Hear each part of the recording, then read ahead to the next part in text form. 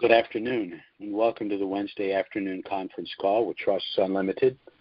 This is Jim George speaking. I'm the non-attorney spokesman and facilitator for Trusts Unlimited, and I'd like to thank all of you for taking the time to listen to this call. Today is June 28th. There's a lot going on. This should be an interesting call. It's going to be a short call for a number of reasons. I'll give you one example. I woke up this morning. My messages were completely blocked. I had over 15 messages. I had 38 texts.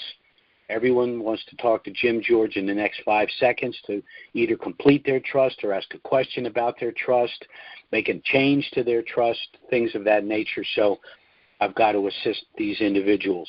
We're getting over 100 contacts a day, so we're really getting slammed. We are putting additional paralegals on in anticipation of what I'm going to be discussing in just a moment. We're preparing for all of the post-RV operations that we've been discussing. And despite a lot going on in my life and in my family personally this week, I'm going to be spending a lot of time on the phone. So please be patient. I will get to you as soon as I can. I'm ignoring no one. I'm moving as quickly as I possibly can. Some of the questions being asked are rather complicated, and there aren't simple answers. As we get closer, individuals are asking questions having to do with family situations and things of that nature, not simple questions about, how the trust works or when we do this or when we do that. So, and my phone's already blowing up. Believe it or not, I've been on the phone for 30 seconds, and I've gotten 2 calls already. So I'm going to move quickly here. I want to talk basically about the budget. The budget was passed on June 11th, ratified by the President of the Republic on June 21st, went in the Gazette this Monday, June 26th. In addition, and unlike in previous years, this budget, for the first time, is a 3-year budget, not a 1-year budget. That involves a lot of moving parts. Also, for the first time, this budget has a specific mechanism for change in the exchange rate, which is a line item, which is a little different.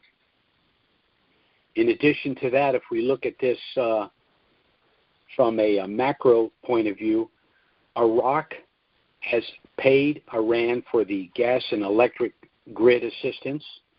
Iraq has made reparations to Kuwait, and Iraq has paid its World Trade Organization dues. Now, this is very important. In order to participate in the World Trade Organization, a nation needs to have their own international currency. So why would Iraq pay dues to join the World Trade Organization if their intention was not in the very near future to possess a global, internationally recognized currency? It would be like paying the tuition for your child to go to a college that you have no intention sending the child to. It would be a sheer waste of time and money.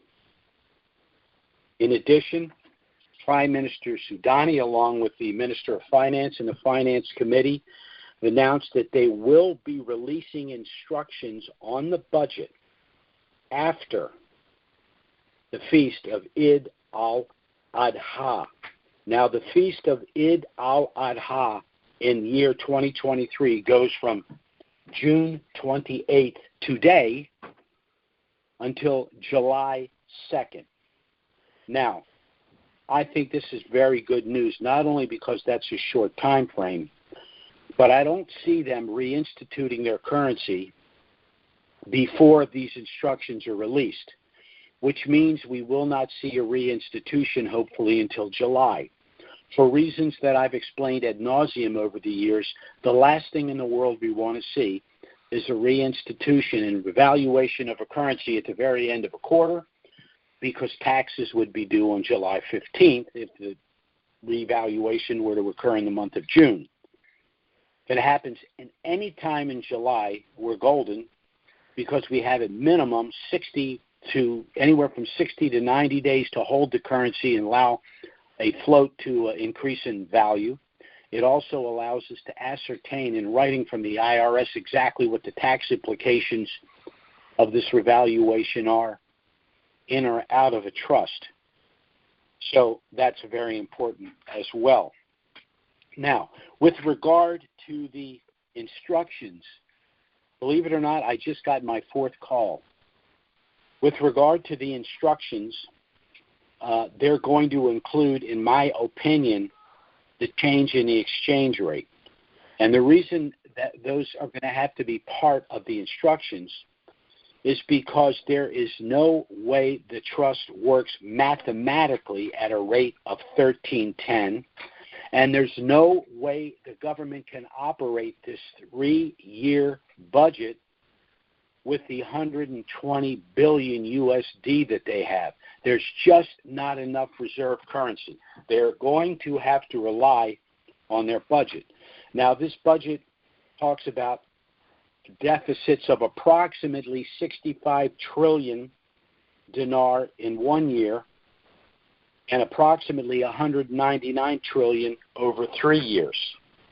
At 1310, what this would create would be hyperinflation, the worst possible thing they could do for the citizenry. You have to go back 100 years to see a situation like this, all the way back to the German Weimar Republic after World War I, running from 1918 to 1933. The Treaty of Versailles, with regard to the surrender of Germany, took place in 1919. It basically destroyed Germany, destroyed their economy, and of course they suffered from hyperinflation for a decade. And unfortunately, that was the situation that created Adolf Hitler.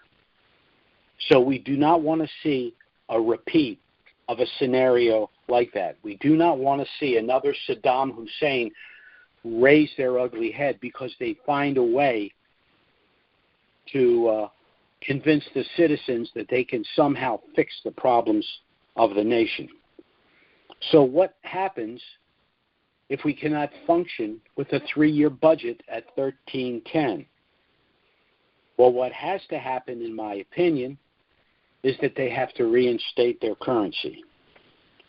So my prediction here, based on decades of experience, knowledge, education, based on going through something of a similar nature in Kuwait, and based on the information at hand, tells me that after the feast of Eid al-Adha, which again ends on July 2nd, as early as July 3rd, but certainly, in my opinion, in the month of July, we can expect a move on the rate, the exchange rate of the dinar. Now, they could go directly to 1-to-1 or a slight premium over the dollar.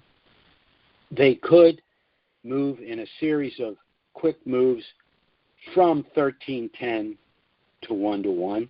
I think at this point what makes the most sense is that they would simply go to 1-to-1 or a slight premium over the dollar in country and go on the Forex at 1-to-1.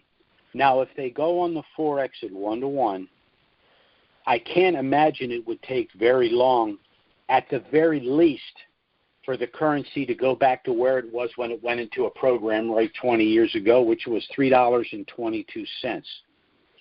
Based on Basel IV compliance, again, based on the known natural resources of a country and their ability to bring those resources to market within 5 years, and Iraq has made substantial improvements in that area, certainly north of $3 is where we can expect it. I actually think, or certainly would not be surprised if we're north than $4. So we're looking at a rate that could be as high as north of $4 within the next 30 days, and as early as July 3rd. There's just too much going on, too many things that are being done for the first time, too many things that cannot be undone. And they simply cannot function again, at 13.10, and they simply do not have enough USD reserve currency to fill the void. So this is very good news as far as I'm concerned. Certainly those of us who have been involved in this for any length of time know that Iraq has an uncanny ability to screw things up at the last second. But they're just running out of bad news. Things are just there's a certain I don't know what word to use, movement in the direction of the reinstitution. I just don't think it can be stopped. And Maliki and his crowd have no juice at all.